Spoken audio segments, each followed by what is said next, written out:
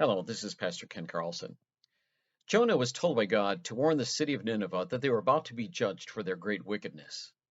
Jonah wanted God to destroy them without any warning, so he sailed off to the west, away from Nineveh. God got his attention and sent him eastward again in a whale of a ride.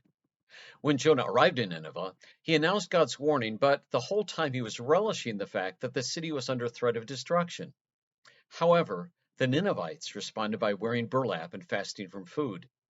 Every time the burlap itched, every time their stomachs rumbled, it reminded the Ninevites to humble themselves before God.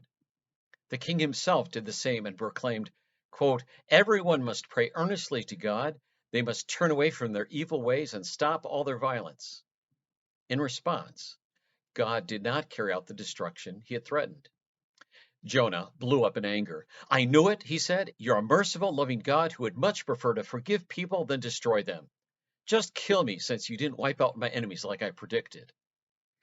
God asked him if his anger was the right response, but Jonah went outside the city to pout, sitting in the sun, probably still hoping that something bad would happen to the people of Nineveh.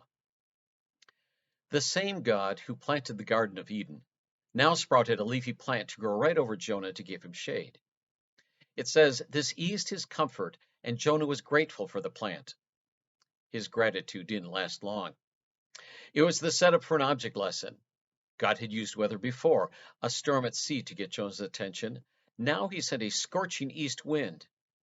God had sent a great fish to rescue Jonah at sea. In this situation, God had already sent an obedient worm to eat up the shady plant. Jonah's gratitude for shade was worm eaten.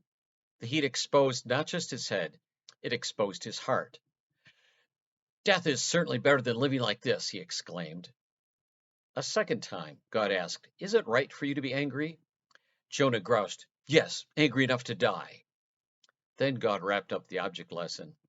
"You feel sorry about the plant. Shouldn't I feel sorry for a city more than 120,000 people, not to mention all the animals?" Nineveh wasn't kosher. They probably kept hogs as well as cattle. Yet God was concerned for animals that might suffer due to human error. Lord, you don't tell us what happened to Jonah. More importantly, challenge me when I get irritated and self centered, when I'm angry that people don't get what I think they deserve, when I lose all perspective. I want to obey you as readily as the sea and wind, as quickly as a whale and a worm. May my gratitude for simple blessings not be marred by anger over minor aggravations. In the name of the compassionate Christ, I pray. Amen.